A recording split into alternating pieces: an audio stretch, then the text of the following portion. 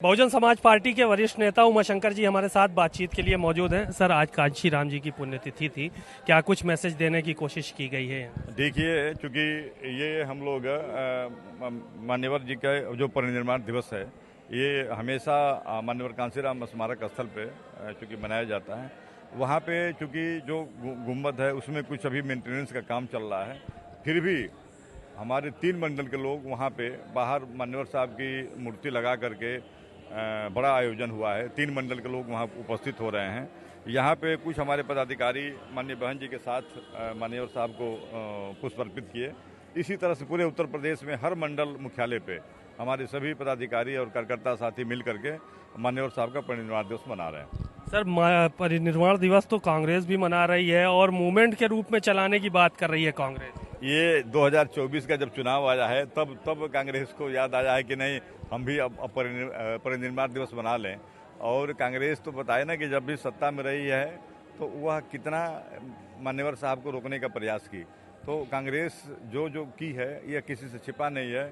ये जो भी पार्टियां हैं, जब चुनाव आता है तभी उनको दलित वर्ग और मान्यवर कांशीराम जी और Baba Saheb doctor B are Ambedkar ji याद आते हैं। उसके पहले ये याद नहीं आते हैं। जब चुनाव आता है तो इनको रिक्शा पर बैठा के लेके गांव गांव घूमने लगते हैं। तो सब लोग जानते हैं कि ये बहुरूपिया लोग हैं, ये दिखावटी हैं, ये कुछ करने वाले नहीं हैं। ये लोग तो कह रहे हैं कि हम लोग दलितों के हितैषी हैं, दलितों की बात हो रही है इस वक्त सबसे ज्यादा, और दलितों की ही वोट बैंक पे फोकस है सारे दलों का। बीजेपी हो, सपा हो, कांग्रेस हो, सिर्फ दलित पे फोकस कर रहे हैं। हर जगह सम्मेलन चल रहे हैं दलितों के। आप सभी लोग हैं, अभी मान लीजिए, अभी आप देख रहे हैं हर जगह जिन प्रदेशों में कांग्रेस की सरकार है वहाँ देखिए दलित के साथ कितना उत्पीड़न हो रहा है, तो वहाँ नहीं देख रहे हैं। भारतीय जनता पार्टी की जहाँ जहाँ सरकार है आपने देखा, अभी भी आप देख रहे हैं कि दलित के साथ कितना उत्पीड़न हो रहा है।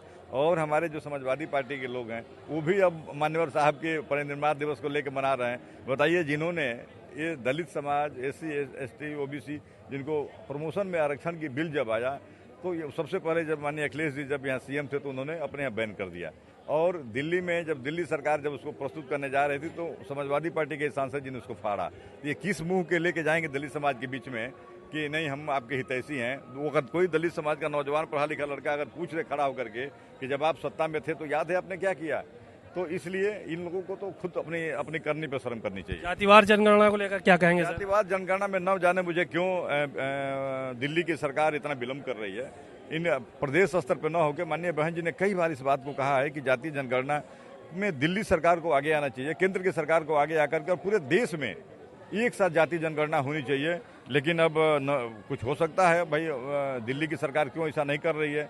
लेकिन मेरा आपके माध्यम से ये निवेदन है कि वह पूरे देश में एक साथ ये जनगणना को शुरू कराएं ताकि किसी को राजनीति करने का मौका न मिले। बातचीत के लिए शुक्रिया। उमाशंकर जी बहुजन समाज पार्टी के नेता हैं और विधानसभा में विधानमंडल दल के भी नेता हैं। उन्होंने साफ तौर पर इस बात को कहा है कि जातिगत जनगणना पूरे देश में एक साथ होना चाहिए। यही जो मांग है वो बहन जी की भी मांग है और हम लोगों की भी मांग है। पूरे देश में अगर जातिगत जनगणना होगी तो किसी को राजनीति का मौका नहीं मिलेगा। कैमरामैन श्रवण कुमार वर्मा के साथ सीमा नकवी, भारत समाचार, लखनऊ।